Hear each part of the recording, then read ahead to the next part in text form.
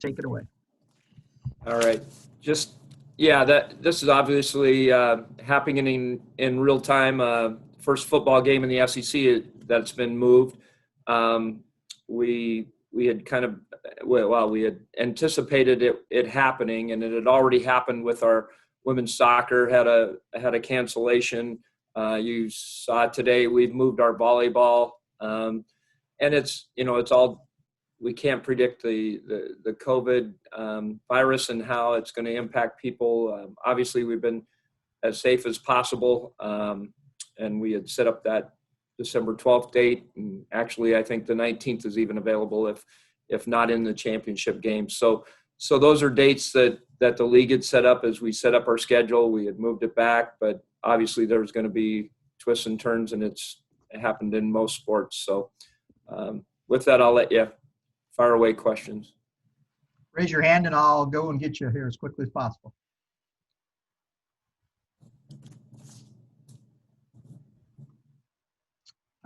Okay. Nick, this is Mick again. I'm just I don't have permission to record yet. I was wondering if you could. I clicked you once, but I'll do it again here. Okay, sorry. I gotta find you.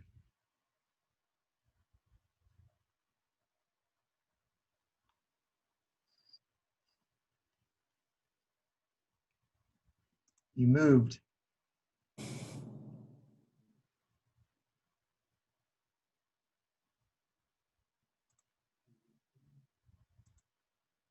There you go, Mick.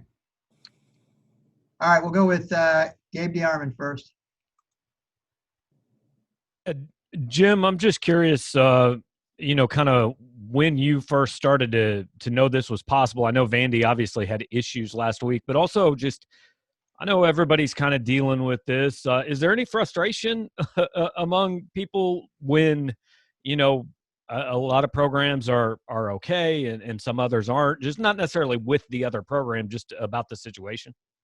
Yeah, I obviously had seen where they were last week. That was reported, so I knew it was a possibility. So I wasn't surprised today when it started to break and received a call from the SEC and that they were, they were still working through, but they thought it was going to be moved. So, like I said, it's not like people are intentionally doing it. It's the virus is a dangerous one as far as contagious, and so you can't always predict what's going to happen, and so appreciate everyone trying to work together, and we'll try to get through this football season. Every game means a lot, and we want to qualify for a bowl and have our full 10-game season. What's frustrating is I can't take advantage of having Alabama and LSU and Georgia on my home schedule, and I can't sell a bunch of tickets. That's really frustrating. Oichi? I was just wondering, I don't know how much of the details, but I'm assuming the game will be here and tentatively on December 12th, or what have you kind of heard about that? Yes. Yeah, it would be here and December 12th. And unless there's other changes to the schedule that could take place. Like I said, there's a couple possibilities, the 12th and the 19th, but we're planning on the 12th unless something else changes. Go to Andrew Kaufman. Hey, Jim, do you anticipate homecoming itself being moved? I know homecoming looks a lot different this year, but is that going to get moved to the next game, or would you guys do that December 12th? Yeah, I just heard on that. They're going to be all their virtual activities around homecoming are going to take place. They were doing some things on Friday and Saturday, but I think as far as the royalty, that'll be October 31st at our Kentucky game. So we'll have it then. So it'll be an extended homecoming. Eric Blum.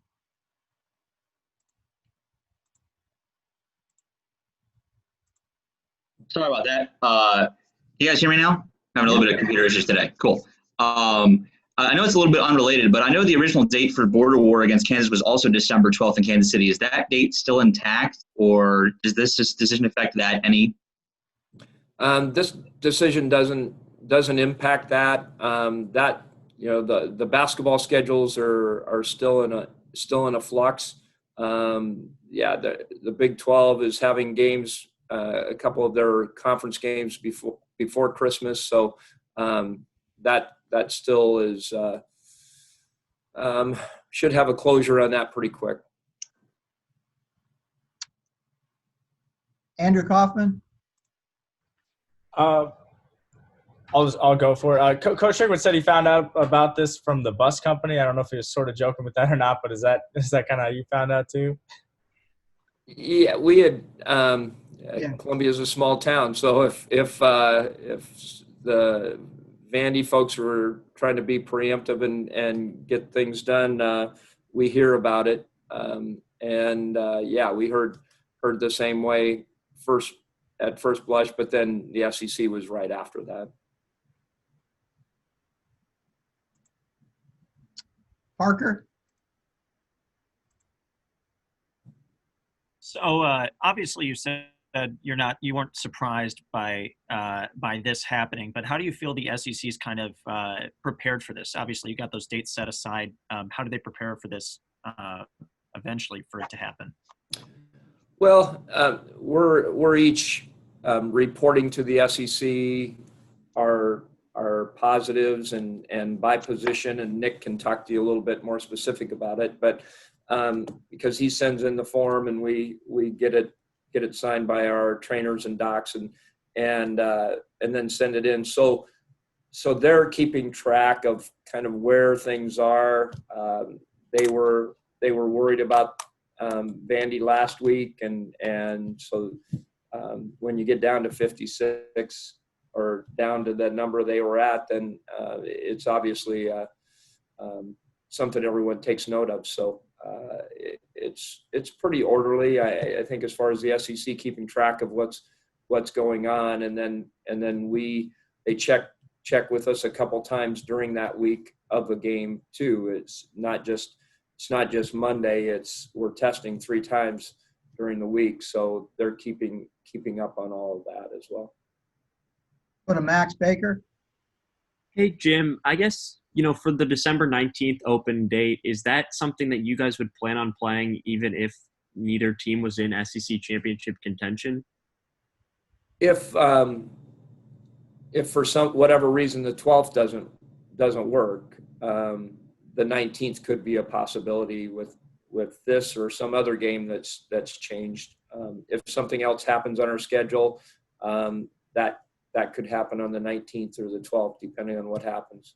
Would the SEC championship game get moved back, or is it not in accordance with that? No, it would. It would be, as you look at it. So that I'm just thinking the scenario. So if the games that were impacting the championship game needed to be played on the 12th, then you might have another game move back to the 19th. So I think the conference would be looking at that, and if a makeup game, if you will, had championship ramifications, then they could possibly move our Vandy game to the 19th if that had an impact.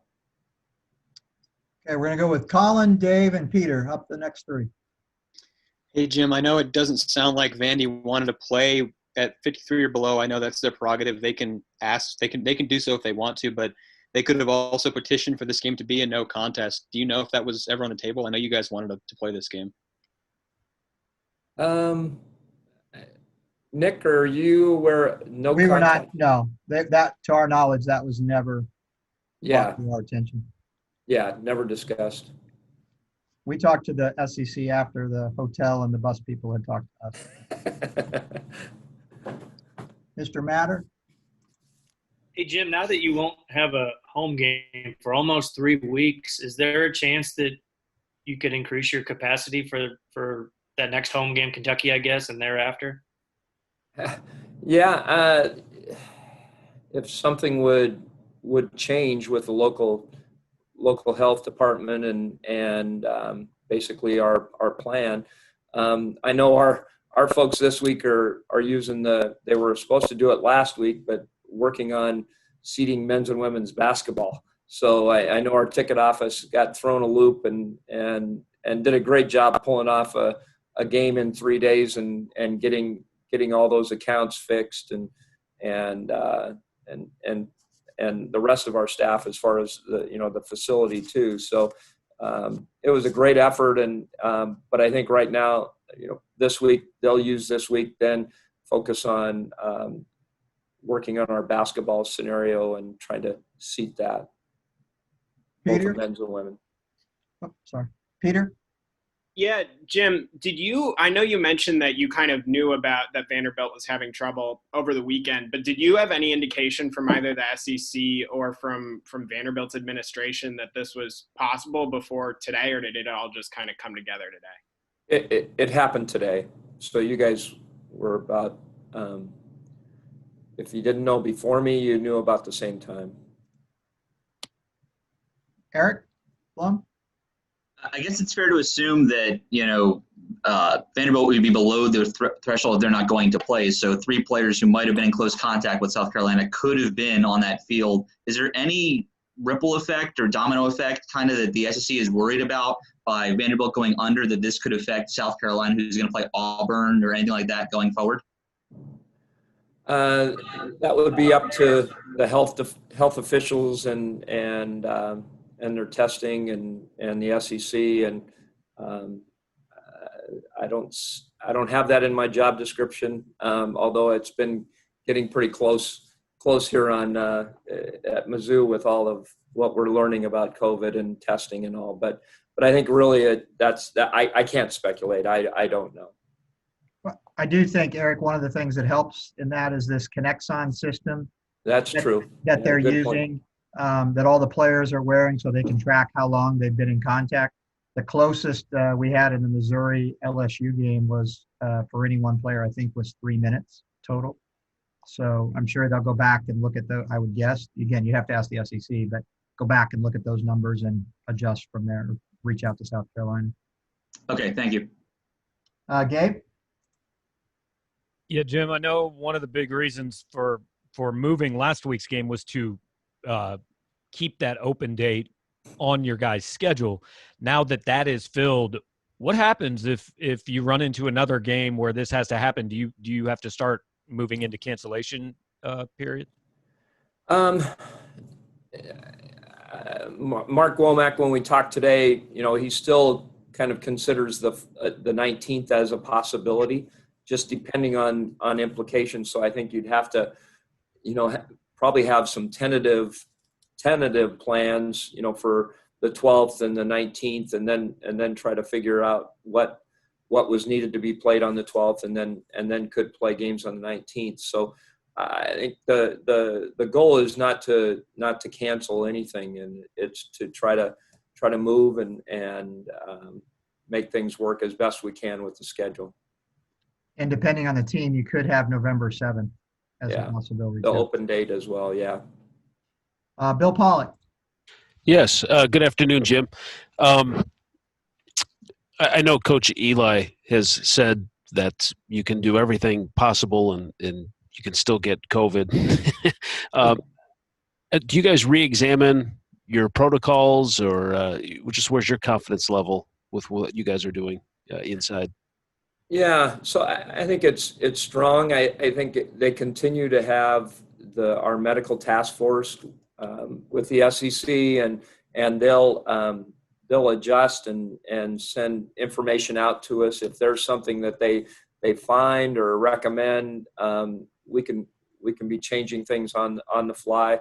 Also, Nick, I don't know if our trainers are still talking. They're probably not because they're so busy now, but I know they were meeting up until the games started to play on a weekly basis as well. So a lot of informational sharing. I know we'll do it probably tomorrow on our SEC call with the ADs and try to make things as safe as possible. Go to Bill Pollock. Nope. Bill, did I get you? He just did. Yep. I just asked. Yeah, just the hand didn't go down. Peter? Yep. You think? Parker? No, I'm good. Thanks. You're good. Okay. I see no other hands.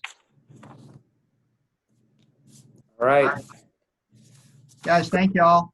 Great to see you guys. Appreciate it. Thank you, Jim. Have a great weekend.